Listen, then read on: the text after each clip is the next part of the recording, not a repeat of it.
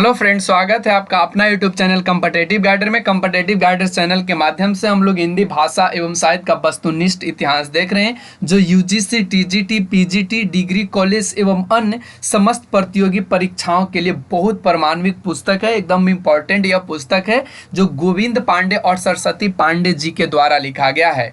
आज हम लोग आधुनिक काल के पार्ट 3 वीडियो को देख रहे हैं। अभी से पहले भक्ति काल और रीति काल और साथ में आधुनिक काल के पार्ट 2 वीडियो अपलोड किया गया है। अगर आप लोगों ने वह वीडियो नहीं देखे हैं तो चैनल के प्लेलिस्ट पे जाएं और वे सभी वीडियो को देखें, ताकि आपका जो प्रिपरेशन, जो तैयारी है, एक अच्छे तरीके से हो सके। तो चलिए आज हम लोग देखने वाले आधुनिक काल के पार्ट 3 वीडियो को। तो चलिए बिना समय गवाए हुए आज हम लोग देखने की कोशिश करते हैं। तो यहाँ से आज हम लोग देखने वाले हैं, देखिए यहाँ से, प्रेम और मस्ती का काव्य, व्यक्तिवादी कवि। अभी से पहले का जो वीडियो था वहां में हम लोगों ने खत्म करके रखा था कि राष्ट्रीय सांस्कृतिक धारा के कवि और उनके कुछ कालक्रम और यहाँ पे आज हम लोग देख रहे हैं प्रेम और मस्ती का काव्य, व्यक्तिवादी कवि के बारे में। तो चलिए यहाँ से हम लोग शुरू करते हैं। तो कहता है कि प्रेम और मस्ती के कवियों का विवरण निम्नांकित दिया गया है। देखिए यहाँ से, यहाँ पे वे सभी कवि आपको देखने को मिलेंगे जो प्रेम और मस्ती के कवि हैं। चलिए तो यहाँ से आपको दिखाया गया कि यह कवि है और ये जन्म मृत्यु रचनाएं यहाँ पे इनकी दिखाई गई है। कवि का नाम यहाँ पे भगवती चरण शर्मा, जिनका जन्म होता है 1903 में और इनकी जो मृत्यु हो जाती है वह 1981 में हो जाती है। इनकी जो रचना है वो मधुकन है 1932 ईस्वी में, प्रेम संगीत 1937 ईस्वी में, मानव 1940 ईस्वी में, एक दिन इन्हीं की है। तो चलिए आगे बढ़ते हैं। तो यहाँ देखते हैं हृदय नारायण हृदय, इनकी जो जन्म हुआ है वह 1905 में, सॉरी इनका जो मृत्यु है वहाँ नहीं दिया गया है और इनका जो रचनाएं वह अस्फुट गीत है। हरिवंश राय बच्चन जी की बात करें तो इनका जन्म 1907 में होता है और इनकी मृत्यु 2003 में होता है। इन्होंने मधुशाला 1935 में, मधुबाला 1936 में, मधु कलश 1937 में, निशा निमंत्रण 1938 में, एकांत संगीत 1939 में, आकुल अंतर 1943 में, सतरंगिनी 1945 में, बंगाल का अकाल 1946 में, हलाहल 1946 में, खादी के फूल 1948, मिलन यामिनी 1950 में। तो इनके इतने रचनाएं यहाँ पे आपको देखने को मिला। तो आप इसको सरसरी निगाह से देख लेंगे, जो आपके लिए बहुत इंपॉर्टेंट है, सीधे सीधे पूछ लिए जाते हैं। चलिए अगला हम लोग देखने की कोशिश कर रहे हैं, तो वह हरिकृष्ण प्रेमी जी की है। हरिकृष्ण प्रेमी जी का जो जन्म होता है वह 1908, लेकिन इनकी मृत्यु यहाँ पे नहीं दिखाई गई है। लेकिन यहाँ पे यह भी नहीं कहा जा सकता कि यह जन्म है या मृत्यु, क्योंकि यह 1908 सिर्फ दिया है। तो आगे बढ़िए। तो यहाँ कहता है अगिन गान इन्होंने लिखा, बंधन के बोल लिखा, आंखों में इन्होंने लिखा, अनंत के पथ पर इन्होंने ही लिखा। चलिए आगे बढ़ते। तो नरेंद्र शर्मा जी की बात करें तो 1913 में इनकी जन्म होती है, मृत्यु 1991। प्रभात फेरी 1938, प्रवासी के गीत 1938, पलाश वन 1939, मिट्टी और फूल 1942, कामनी 1942, हंसमाला 1946, रक्त चंदन 1949 और अग्नि शस्य 1951 में इन्होंने रचना किया। आगे बढ़िए। तो यहाँ से रामेश्वर शुक्ल अंचल जी की बात करें तो इनका जन्म 1915 में होता है, मृत्यु 1996 में। इन्होंने मधुलिका लिखा 1938 में, अपराजिता लिखा 1939, किरण बेला 1941, करील 1942, लाल चुनर 1944 और बरसांत के बादल इन्होंने ही लिखा। चलिए आगे बढ़िए। तो यहाँ से जानकी वल्लभ शास्त्री जी, इनका यहाँ 1916 दिया गया है। अब ये जन्म है या मृत्यु यहाँ पे दिखाया नहीं गया। इनका जो रचनाएं उनमें रूप अरूप 1940, तीर तरंग 1944, शिप्रा 1945, मेघ गीत 1950, अवंतिका 1953। तो इनकी ये प्रमुख रचनाएं हैं जो जानकी वल्लभ शास्त्री जी की है। अगला बढ़िए। तो यहाँ से कहता है विद्यावती कोकिला, जिन्हों कोकिल कहा जाता है, कोकिला नहीं, इन्हें कोकिल कहा जाता है, विद्यापति यहाँ पे होना चाहिए, विद्यावती कोकिल कहा है। तो इन्होंने अंकुरिता, ध्यान रखिएगा, एक विद्यापति भी हैं, एक ध्यान रखिएगा विद्यापति जिन्हें मैथिल कोकिल कहा जाता है, और यहाँ पे विद्यावती जी हैं तो विद्यावती कोकिल यहाँ पे लिया गया है। तो दोनों में कंफ्यूजन नहीं होना है, तो ध्यान रखिएगा। इन्होंने अंकुरिता लिखा, माँ लिखा, सुहागिन लिखे, पूर्ण मिलन लिखे और आरती लिखे। इनमें पूर्ण मिलन बहुत ही इंपॉर्टेंट है आपके लिए, पूर्ण मिलन हाईलाइट करके आप नोट कर लेंगे, पूर्ण मिलन बहुत ही इंपॉर्टेंट है। चलिए आगे बढ़िए। तो सुमित्रा कुमारी सिन्हा, और ध्यान रखिएगा एक सुमित्रा कुमारी चौहान भी है, सुभद्रा कुमारी चौहान भी है, ध्यान रखिएगा। तो इन्होंने बिहाग लिखे, आशा पर्व लिखा, पंथनी लिखे, बोलो के देवता इन्होंने ही लिखा। चलिए धीमे धीमे आगे बढ़िए। तो यहाँ से हरिवंश राय जी की बात करें तो हरिवंश राय बच्चन को हिंदी साहित्य के हालावाद का प्रवर्तक माना जाता है। आप नोट कर लेंगे इसे, यह बहुत इंपॉर्टेंट है कि हरिवंश राय बच्चन जी को हिंदी साहित्य में हालावाद का प्रवर्तक माना जाता है। इन पर उमर खयाम का प्रभाव सर्वाधिक पड़ा। फिर आगे बढ़िए तो कहता बच्चन जी को हिंदी का व्याकरण भी कहा जाता है। ये भी आप नोट कर लेंगे, हिंदी का व्याकरण किन्हें कहा जाता है, सीधे सीधे पूछ लिया जाएगा तो आप याद रखेंगे बच्चन जी को कहा जाता है। आगे बढ़िए तो रामेश्वर शुक्ल अंचल को हिंदी में मानसलवाद का प्रवर्तक माना जाता है। जी हाँ, ध्यान रखेंगे मानसलवाद का प्रवर्तक किन्हें माना जाता है, तो ये रामेश्वर शुक्ल जी को माना जाता है। छायावाद के हास्य व्यंग्यकार कवि, छायावाद के प्रमुख हास्य व्यंग्यकार कवि निम्न हैं। इनके कुछ रचनाएं यहाँ पे दिया गया है और रचनाकार भी दिया गया है। तो देखिए रचनाकार में कहता ईश्वर प्रसाद शर्मा, इन्होंने चना चबेना 1924 लिखा। हरिशंकर शर्मा, इन्होंने पिंजरा पोल लिखा, चिड़ियाघर लिखा। कांतानाथ पांडे चोंच, इन्होंने चोंच चालीसा लिखा, पानी पांडे लिखे और महाकवि सांड लिखे। शिवरत्न शुक्ल बलई, इन्होंने परिहास प्रमोद 1930 ईस्वी में लिखा। चतुर्भुज चतुरेश हंसी का फवारा इन्होंने लिखा। ज्वालाराम नागर विलक्षण ये छाया पथ लिखे। हरिशंकर शर्मा कृत पिंजर पोल और चिड़ियाघर गद्य रचना है। ध्यान रखेंगे ये गद्य रचना है और इनमें कुछ व्यंग्यात्मक कविताएं भी संकलित है। छायावाद ब्रज काव्य कालक्रमानुसार इस प्रकार आप देख सकते हैं, इधर में कवि दिया गया, यहाँ जन्म मृत्यु और यहाँ रचनाएं। तो सबसे पहले रामनाथ ज्योतिषी जी की बात करें तो इनका जन्म होता है 1874, लेकिन मृत्यु यहाँ नहीं दिखाया गया। और इन्होंने रामचंद्रोदय काव्य 1936 में लिखा। रामचंद्र शुक्ल की बात करें तो 1884 से 1941 इनका मृत्यु होता है 1941, जन्म होता है 1884। इन्होंने बुद्ध चरित्र लिखा 1922 ईस्वी में, जो ब्रज काव्य है, ध्यान रखिएगा। राय कृष्णदास जी की बात करें तो इनका जन्म 1892 होता है और ब्रजरज 1936 में इन्होंने लिखा। दुलारे लाल भार्गव, ये 1895 इन्होंने दुलारे दोहावली लिखे।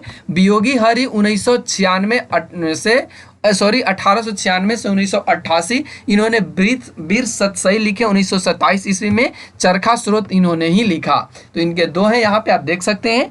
उसके बाद आगे बढ़िए तो किशोरी दास वाजपेयी जी की बात करें तो इन्होंने 1898 में इनका जन्म होता है और 1981 में इनकी मृत्यु। इन्होंने तरंगिणी, ध्यान रखेंगे, इन्होंने तरंगिणी 1936 ईस्वी में लिखा। अनूप शर्मा की बात करें तो 1900 में इनका जन्म, लेकिन मृत्यु यहाँ नहीं दिखाया गया। इन्होंने फेरी मिलबो 1938 चंपू काव्य इन्होंने लिखा। रामेश्वर करुण 1901 में इनका जन्म, मृत्यु नहीं दिखाया गया और इन्होंने करुण सतसई को लिखा है। तो यहाँ से हम लोगों ने देखा कि ब्रज काव्य में, छायावाद के ब्रज काव्य में कवि कौन कौन, उनका जन्म स्थान और जन्म और मृत्यु देखे और साथ में उनके कुछ रचनाएं को भी देखे।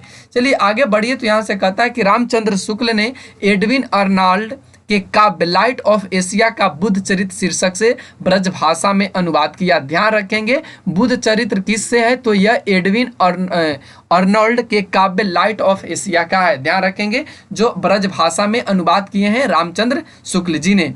अब यहाँ से आपको देखने को मिल रहा है कि छायावादी कवियों की महत्वपूर्ण कुछ काव्य पंक्तियां हैं, जिनमें जयशंकर प्रसाद आंसू से कुछ लिखे हैं। बांधा था विधु को किसने इन काली जंजीरों से, मनी वाले फनियों का मुख क्यों भरा हुआ है हीरो से।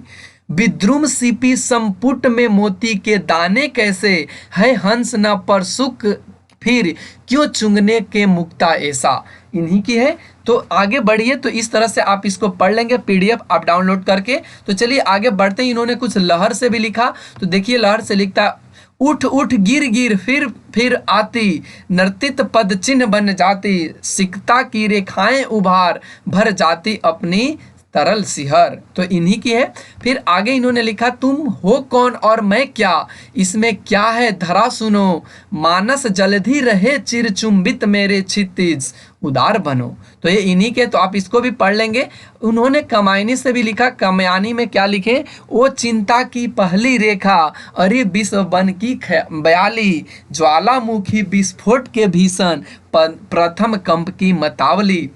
फिर उन्होंने लिखा बुद्धि मनीषा मति आशा, चिंता तेरे है कितने नाम, अरे पाप है तू जा, चल जा यहाँ नहीं कुछ तेरा काम। तो इन्होंने ही लिखा। तो इस तरह से यहाँ बहुत से लिखे हैं, तो आप इसको पढ़ लेंगे। अगर हम पूरे आपको पढ़ के यहाँ पे बताएं तो शायद वीडियो बहुत बड़ा हो जाएगा, तो आप इसको पढ़ लेंगे, आप पीडीएफ डाउनलोड करके। फिर उसके बाद आगे बढ़िए तो सेकंड में आ जाते हैं सूर्यकांत त्रिपाठी निराला जी, जिन्होंने राम की शक्ति पूजा से कुछ काव्य पंक्तियां लिखा। तो यहाँ से देखिए कौन कौन से हैं। तो यहाँ से कहता है, ऐसे क्षण अंधकार घन में जैसे विद्युत, जागी पृथ्वी तन्या कुमारिका छवि अच्युत। तो इनके हैं सूर्यकांत त्रिपाठी जी निराला जी की। यहाँ से देखिए तो कहता है, धिक जीवन जो पाता ही आया है विरोध, धिक साधन जिसके लिए सदा ही किया शोध। तो इन्हीं के है। फिर आगे बढ़ी तो सरोज स्मृति से इन्होंने लिखा कौन, तो रामधारी सिंह सूर्यकांत त्रिपाठी निराला जी। कहते हैं, अशब्द अंधरों का सुना भास, मैं कवि हूँ पाया है प्रकाश।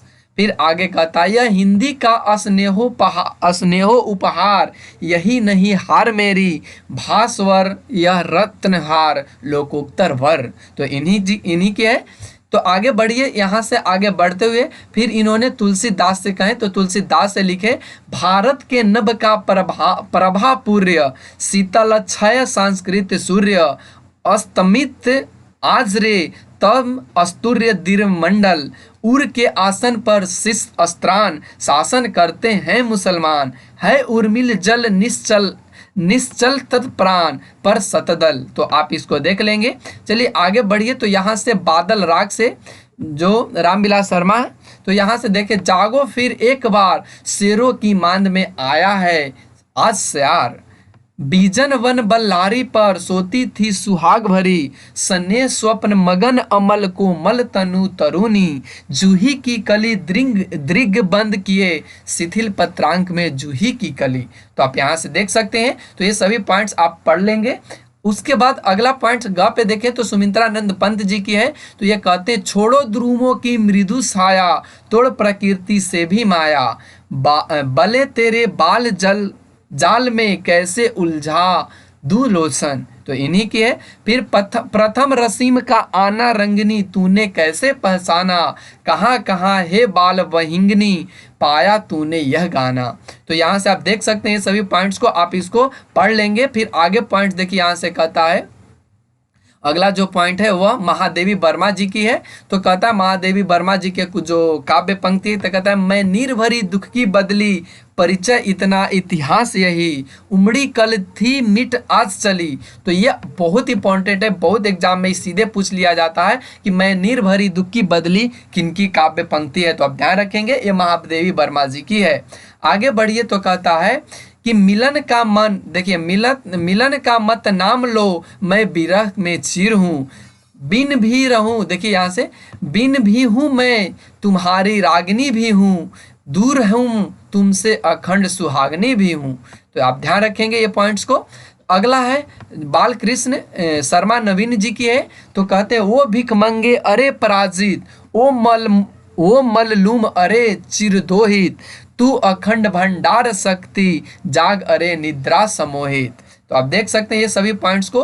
तो अब यहाँ से हम लोग कुछ पॉइंट देखेंगे जो विविध है। तो विविध में देखने की कोशिश कर रहे हैं कि छायावादी कवि चतुष्ट निम्नांकित दर्शनों से प्रभावित हैं, जिनमें हमने इससे पहले वाले वीडियो में आपको समझाया था। तो यहाँ से अब हम लोग देखने वाले जयशंकर प्रसाद, ये जो दर्शन रहे वो शैव दर्शन अनंतवाद के रहे। सूर्यकांत त्रिपाठी निराला जी की बात करें तो ये अद्वैत वेदांत के रहे। सुमित्रानंद पंत जी की बात करें तो ये अरविंद दर्शन से प्रभावित रहे। महादेवी वर्मा ये बौद्ध दर्शन दुखवाद से ये प्रभावित रहे।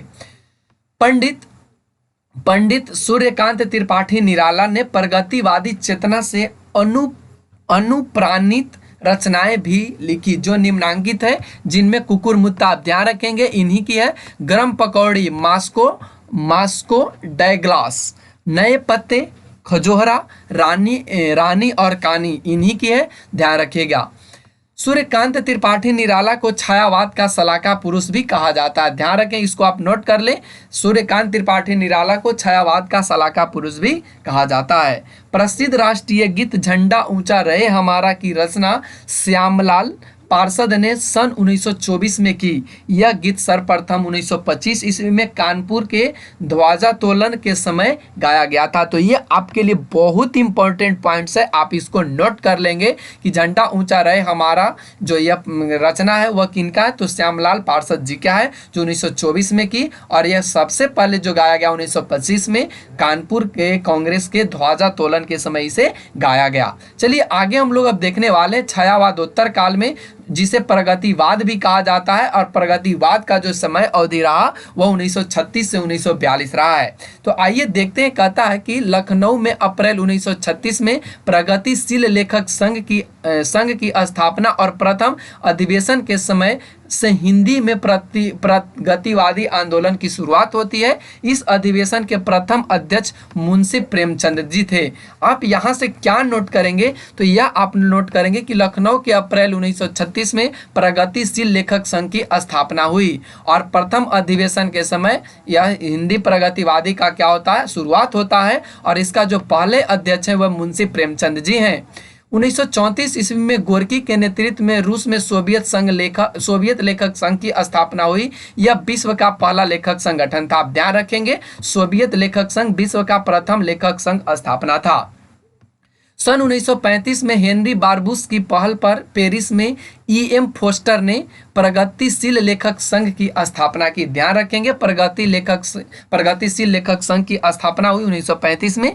मुल्कराज आनंद, शहजाद जाहिर, ज्योतिष घोष, K.M. भट्ट, हिरेन मुखर्जी, एस सिन्हा और मोहम्मदीन तासीन ने भारत की तरफ से सर्वप्रथम इंग्लैंड में जुलाई 1935 में भारतीय प्रगतिशील लेखक संघ का गठन किया। आप ध्यान रखेंगे, इसका जो गठन हुआ भारतीय प्रगतिशील लेखक संघ वह 1935 में हुआ और यह भारत की तरफ से सर्वप्रथम इंग्लैंड में जुलाई में हुआ था। ध्यान रखेंगे 1935 में।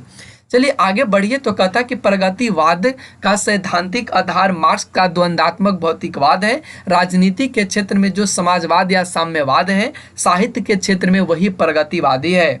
डॉक्टर बच्चन सिंह ने सुमित्रानंद पंत कृत युगवाणी को खड़ी बोली का प्रथम प्रगतिवादी काव्य माना है। आप ये पॉइंट्स नोट कर लेंगे, बहुत इंपॉर्टेंट बन जाएगा आपके लिए, तो ये पॉइंट्स आपको नोट करने हैं। चलिए आगे बढ़िए, तो कहता डॉक्टर गणपति चंद्र गुप्त ने कालक्रम की दृष्टि से रामेश्वर करुण कृत ब्रजभाषा काव्य करुण सतसई को प्रथम प्रगतिवादी कवि और काव्य माना है। तो ये भी आपके लिए बहुत इंपॉर्टेंट है, ये भी आप नोट कर लेंगे।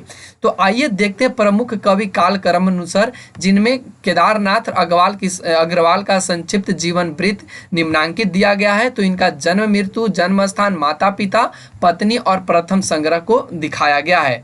तो इनका जन्म 1911 में, मृत्यु 2000 में हो जाती है। जन्म स्थान कमासीन बादा में हुआ और इनके माता का नाम और पिता का नाम हनुमान प्रसाद और माता का नाम घिष्टो था। इनकी पत्नी पार्वती थी और युग की गंगा इनका प्रथम संग्रह है। केदारनाथ अग्रवाल अपनी काव्य यात्रा के आरंभिक दौर में बालेंदु उपनाम से रचनाएं करते थे तथा वे ब्रज भाषा में कवित सवैया छंद में लिखते थे। केदारनाथ अग्रवाल ने देश विदेश में तमाम कवियों की कविताओं का अनुवाद देश विदेश की कविताएं शीर्षक से किया है। ध्यान रखेंगे, देश विदेश की कविताएं से शीर्षक करने वाले केदारनाथ अग्रवाल जी हैं। केदारनाथ अग्रवाल जी की कुछ रचनाओं का काल क्रमानुसार यहाँ दिया गया है। युग की गंगा 1947, नींद के बादल 1947, लोक और आलोक 1957, फूल नहीं रंग बोलते 1965, आग का आईना 1970, गुलमेहदी 1978, पंख का पतवार 1979, बम्बई का रक्त स्नान 1981, हे मेरी तुम 1981, मार प्यार की थापे 1981, कहे केदार खरी खरी 1983, अपूर्वा 1984, जमुन जल तुम 1984, बोले बोल अबोल 1985, जो सिलाएं तोड़ते हैं 1985, आत्मगंध 1988, अनाहारी हरियाली 1990, खुली आंखें खुले डैन 1993, पुष्प दिन 1994, बसंत में हुई प्रसन्न पृथ्वी 1996। तो ये सभी इन्हीं के पॉइंट्स है, तो आप इनको देख सकते हो। आप यह वीडियो को बहुत इंपॉर्टेंट समझकर पूरे वीडियो को देखें ताकि आपको पूरा समझ में आ सके। चलिए अब देख लेते हैं नागार्जुन का संक्षिप्त जीवनी, जिनमें जन्म, मृत्यु और जन्म स्थान, मूल नाम, माता पिता और उपनाम भी दिया गया। इनका जन्म होता 1911, मृत्यु 1998। जन्म स्थान तरौनी जो दरभंगा में है। मूल नाम इनका बैजनाथ मिश्र था। पिता का नाम गोकुल मिश्र और माता का नाम उमा देवी, और इन्होंने उपनाम में यात्री और नागार्जुन लगाया। नागार्जुन का पहला साहित्यिक उपनाम यात्री था। ध्यान रखेंगे, इनका पहला जो उपनाम था यात्री था। संस्कृत और मैथिल में ये यात्री नाम से कविताएं लिखते थे। नागार्जुन की खड़ी बोली में सर्वप्रथम प्रकाशित रचना राम के प्रति है, जो सन 1935 में है। लाहौर से निकलने वाली साप्ताहिक पत्रिका विश्व बंधु में छपी थी। नागार्जुन की रचनाओं की कालक्रमानुसार की सूची इस प्रकार है। युगधारा 1953 में लिखे, सतरंगे पंखों वाली 1959 में, प्यासी पथरई आंखें 1962 में, भस्मांकुर 1971, तालाब की मछलियां 1975, खिचड़ी विप्लव देखा हमने 1980, तुमने कहा था 1980, हजार हजार बाहों वाली 1981, पुरानी जूतियों का कोरस 1983। तो ये सभी इंपॉर्टेंट पॉइंट्स आप देख लेंगे। चलिए आगे बढ़ते हैं। तो कहता है कि नागार्जुन कृत भस्मांकुर एक खंड काव्य है जो 12वें छंद में है। आप ध्यान रखेंगे, ये बहुत इंपॉर्टेंट बन जाएगा आपके लिए। चलिए आगे बढ़िए। तो कहता है कि नागार्जुन ने मैथिल भाषा में पत्रहीन नग्न गाछ शीर्षक से काव्य लिखा, जिसमें 52 कविताएं संकलित है। इनमें इस कविता पर उन्होंने 1968 में साहित्य अकादमी उनको मिला था। ध्यान रखेंगे, साहित्य अकादमी उन्हें मिला था नागार्जुन जी को, जिनका नाम की बात करें तो इनका मूल नाम बैद्यनाथ मिश्र था। चलिए आगे बढ़िए। तो कहता है कि नागार्जुन ने अपनी कविता प्रति हिंसा की अस्थायी भाव है के संदर्भ में लिखा है। यह तो नागार्जुन साहित्य का मैनिफेस्टो है। आप ध्यान रखेंगे ये पॉइंट्स यह तो नागार्जुन साहित्य का मैनिफेस्टो, ये खुद लिखे हैं।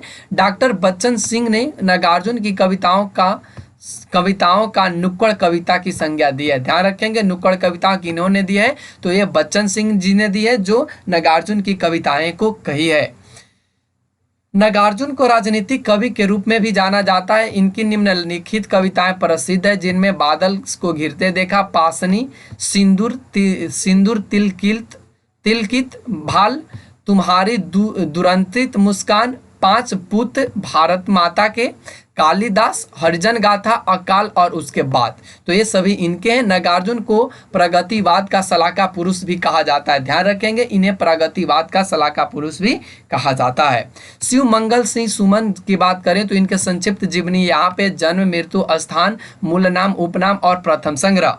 तो इनका जन्म जो होता 1915-2002 में, जन्म स्थान जो रहता वह झग्गरपुर उन्नाव में है। शिव मंगल सिंह इनका मूल नाम है, उपनाम इनका सुमन है, और हिल्लोल 1939 में इनका प्रथम संग्रह है। शिव मंगल सिंह की प्रमुख रचना इस प्रकार है, जिनमें हिल्लोल, जीवन का गान, युग का मेल 1945 में, प्रलय सृजन 1950, विश्वास बदलता ही गया, बिंद हिमाचल 1960, मिट्टी की बारात 1972, बानी की व्यथा 1980, पर आंखें नहीं भरी, हम पंछी उन्मुक्त गगन के। तो ये सभी इन्हीं के आप ध्यान रखेंगे।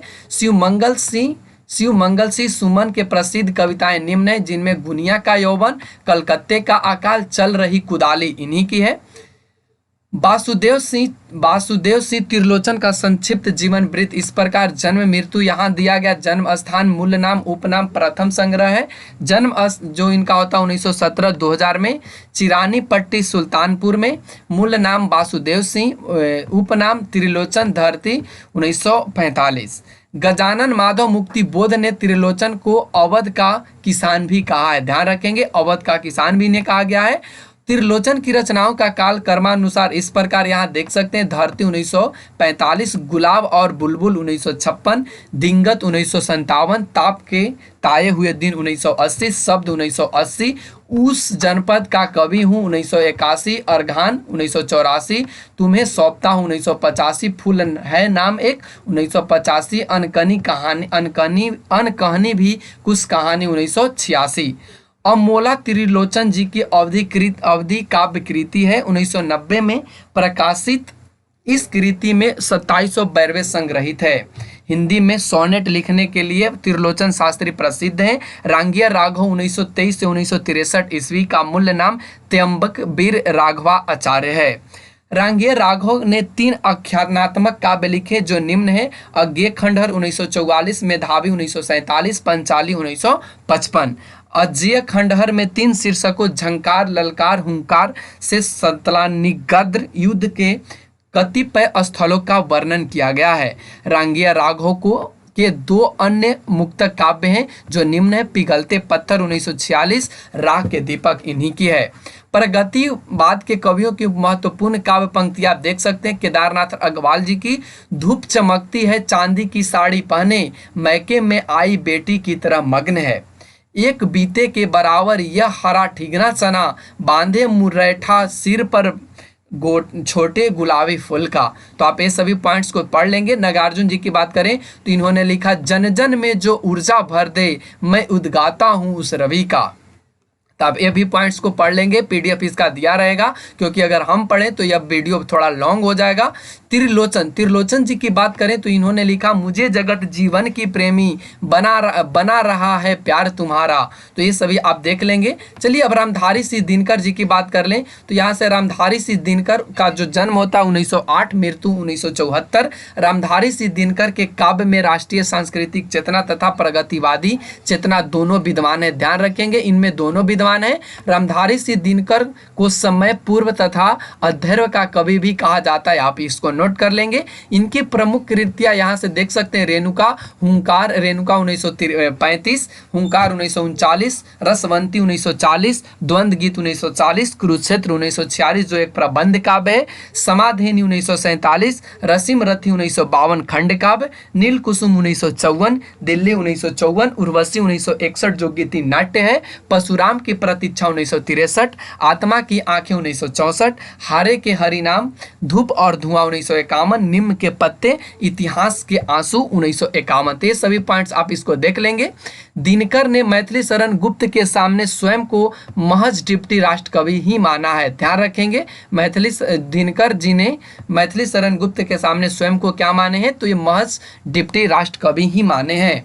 दिनकर को उर्वशी महाकाव्य के लिए सन 1972 में भारतीय ज्ञानपीठ पुरस्कार प्रदान किया गया। इसे गीति नाट्य भी कहा जाता है या माना जाता है। दिनकर की महत्वपूर्ण काव्य पंक्तियां यहाँ से देख सकते हैं। वे दिध्राग्रस्त शार्दूल बोल इन्हीं की है। तो आप ये सभी देख लेंगे। और अगले दिन जो हम लोग देखने वाले हैं वह प्रयोगवाद और नई कविता को देखेंगे। तो आज के लिए बस इतना है, फिर अगले वीडियो में आपसे मुलाकात होगी। तब तक के लिए नमस्कार। चैनल पर बने रहें और अगर चैनल पर नए हैं तो चैनल को सब्सक्राइब कर लें इसी तरह के वीडियो का अपडेट पाने के लिए।